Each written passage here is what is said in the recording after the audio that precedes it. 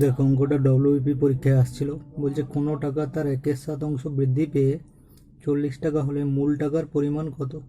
তো আমরা 1/7 লিখব। এর অর্থ মূল টাকা 7 টাকা ছিল এবং বৃদ্ধি পেয়েছে 1 টাকা, অর্থাৎ যেটা 7 টাকা ছিল 1 টাকা বৃদ্ধি পেয়ে 7 + 1 মানে 8 টাকা হয়েছে।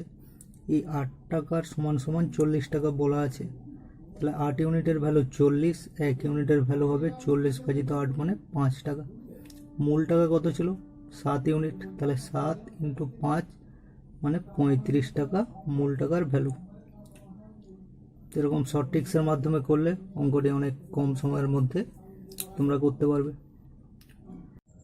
দেখো অঙ্কটা ডব্লিউবি পরীক্ষায় আসছিল, বলছে 8 সেমি ব্যাসার্ধ বিশিষ্ট একটি লোহার গোলককে গলিয়ে কতগুলি 1 সেমি ব্যাসার্ধের গোলক পাওয়া যাবে।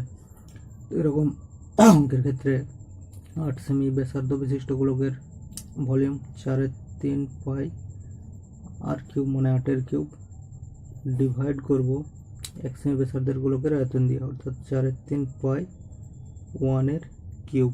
পাই পাই 4/3 4/3 কেটে যাবে, 8 কিউব বাই 1 কিউব, 8 কিউব মানে 512 টি গোলক পাওয়া যাবে।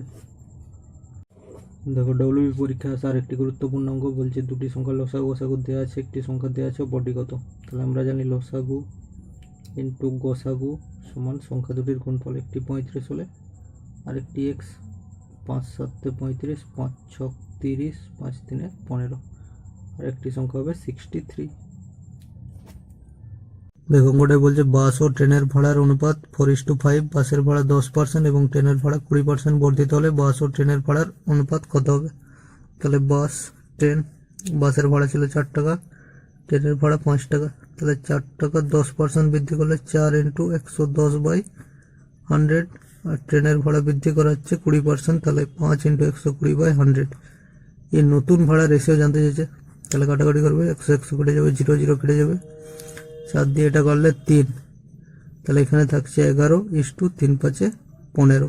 নতুন যে ভাড়া হবে তার অনুপাত 11:15, তাহলে অপশান সি হয়ে যাবে সঠিক অ্যান্সার।